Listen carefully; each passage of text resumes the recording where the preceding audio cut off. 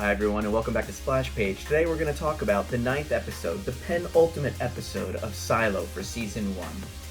The episode starts exactly where we left off from Episode 8, with Juliet jumping to her death. No, I'm just playing. As predicted, she's jumping to the next floor where there's a little off-ramp platform. This action does match up with the title of the episode, which is The Getaway. But how do you truly get away if you're locked in a finite amount of space? I guess we'll find out. Even though she just fell a significant distance, she's able to get up and run away while being chased by Judicial. Robert Sims assumes that Paul Billings let her go. Of course, Billings can't tell Sims that he has the syndrome, and that caused him to lose his grip on her. So Sims sends Billings home because he can't trust him. Edmondson is going to talk to everyone that would shelter Juliet. And I believe we met this character last week when they were raiding the sheriff's office. The mayor has this weird little light up keychain that has the number 18 on it. Is this in connection to the founders? Are there at least 17 other light up keychains out there? Since Billings was sent home for the day, he talks to his wife, and she wants him to go back to Judicial to just allow him to have a more regular life and not nearly as stressful. She's also very worried because the sheriffs aren't lasting very long. Holston was sent out to clean, and now it seems like potentially Juliet will be as well. Billings tells the story of a guy named Justin Carlson, who was a kid that had the syndrome when Billings was younger.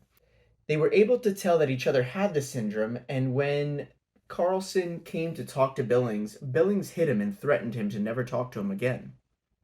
Billings knows that the pact stops anyone with the syndrome from having a job where there's any kind of physical aspect to it, and he refuses to be limited by what other people think of him, and he believes he should be able to work those jobs and make mistakes. This might be kind of the essence of Billings' character. He wants to make things right, but is that capturing Juliet, or is it having her back?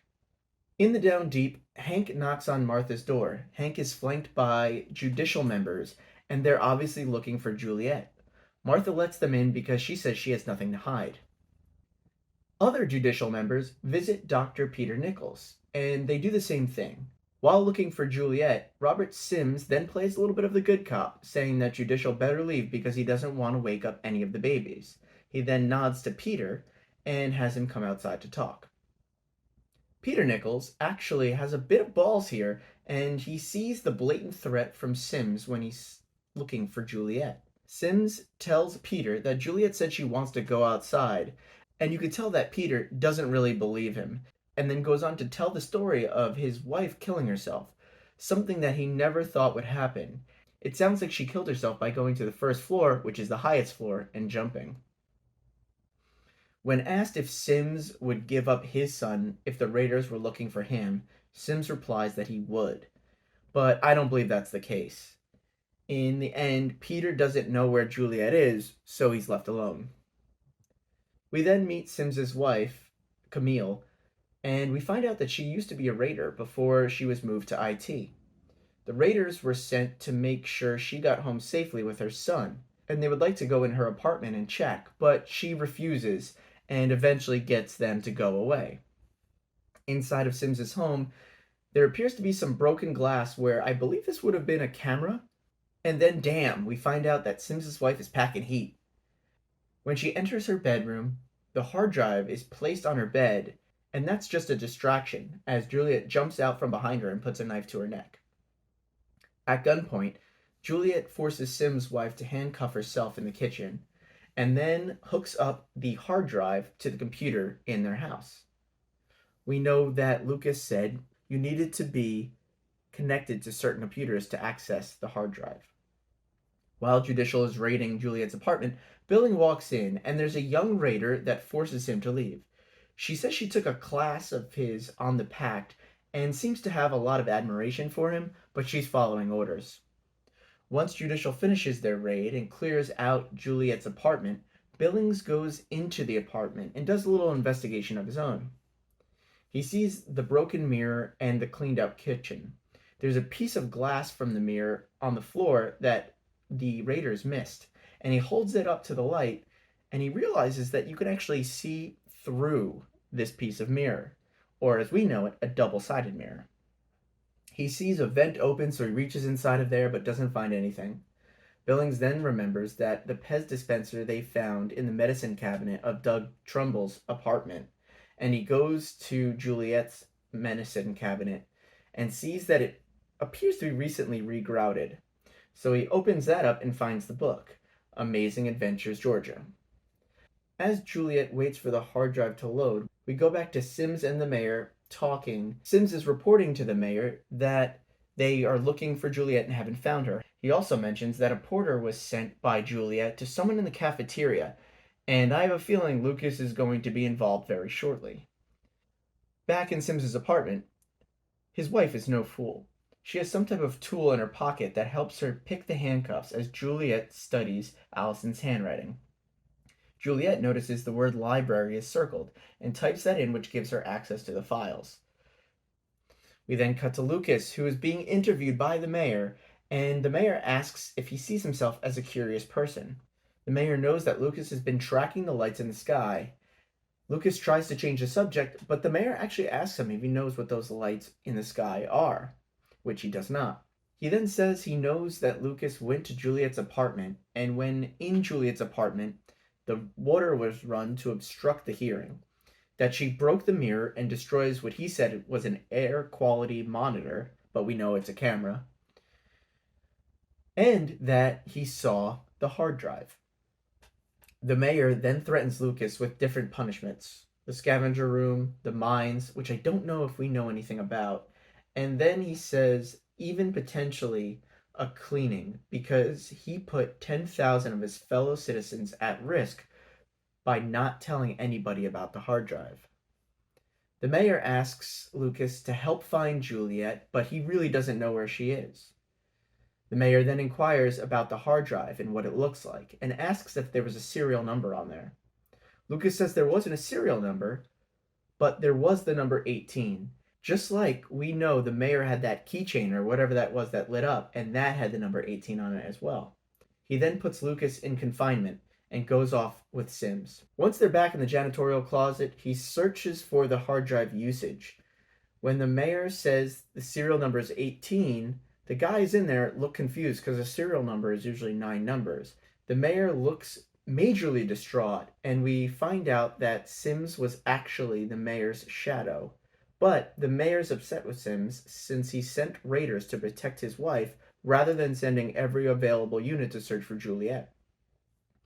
In tracking the serial number 18 hard drive, they find out that it's actually plugged into Sims's house, and Sims panics and runs and tries to get every available raider to go with him.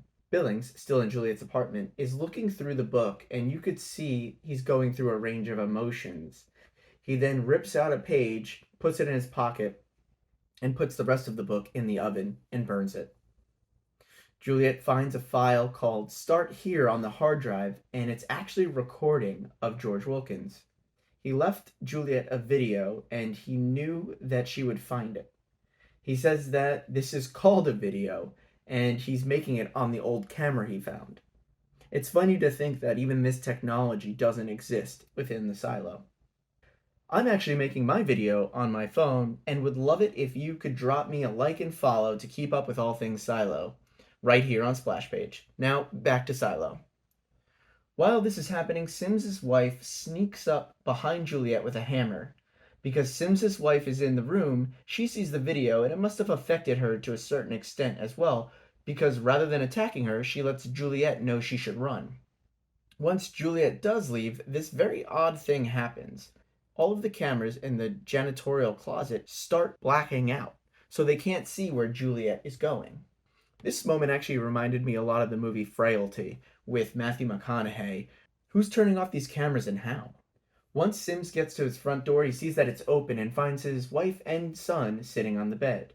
Juliet is no longer there. Robert Sims's wife, Camille, admits she let Juliet go, and Sims isn't happy, but they have one goal, Camille reminds him, one ambition, which is likely to get Sims to be the mayor.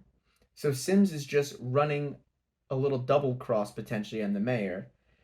Maybe if the mayor fails to get Juliet, it would lead to an opportunity for Sims to move up the chain. We are then introduced to a new character who appears to be in IT. He manages to get by the checkpoints and he goes to Patrick Kennedy's apartment. We haven't seen him in a while. And he makes the IT guy come in, and shockingly, Patrick Kennedy is hiding Juliet there.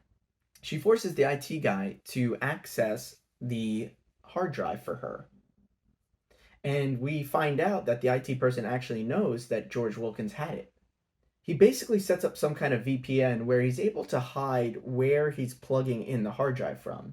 And he's sending them to the 98th floor to screw over a guy that Patrick Kennedy has a beef with.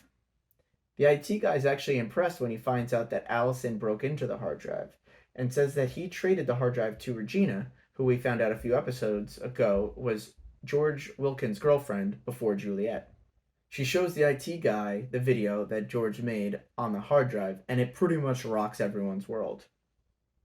The janitorial team then sees the hard drive is accessed on the 98th floor, and the mayor is frustrated and confused because he knows that she was on 17 not more than an hour ago. So how the F did she get to 98? Well, he's not an idiot, so he knows that they're using some kind of patch where it blocks where the hard drive's actually being used. In the video, George admits that he was just trying to use Juliet originally, like he did Regina, to learn everything about the Down Deep and then leave her behind as he continued his research. However, he says he fell in love with her. He admits that he found the door that he was looking for and says it was a 15-foot high metal door that he couldn't get open. And he says that the water was nothing to worry about. As we remember, Juliet climbed down the rope but was too afraid to go into the water in the second episode. Billings then goes back to his office in the sheriff's department and sees an issue of The Pact on his desk. He brushes it into the drawer and closes it.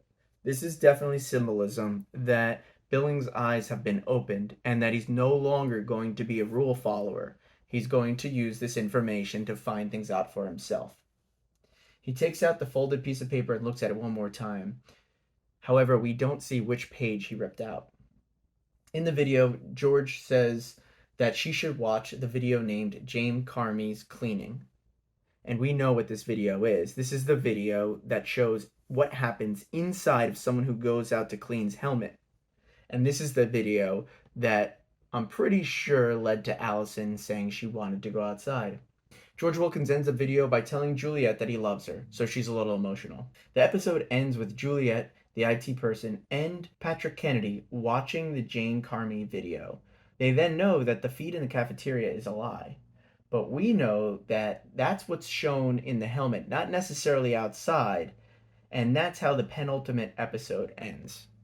So, like every episode, we have a lot of big questions from this episode. And here are the 4 that I thought were interesting to call out here. Looking forward to your responses in the comments. First, it sounds like this new IT person found the hard drive and gave it to Regina, who gave it to George. But where did he get it? And why does it have the number 18 on it, which matches the keychain that Bernard had? Second, what does the number 18 represent? Does that mean there are at least 17 other hard drives? Do we think other people have these keychains? Is it about the founders? Could it be that they are in the 18th silo and potentially there are other silos out there? Third, why did the camera go out when Juliet left Sim's apartment? Who did it? Why did they do it? And how did they do it? Fourth, and finally, what is Billings going to do? He was just given a ton of new information, and based on the description of the episode, I assumed we'd see more from him in this episode, but I have to imagine that the finale is going to focus a lot on what his decisions are.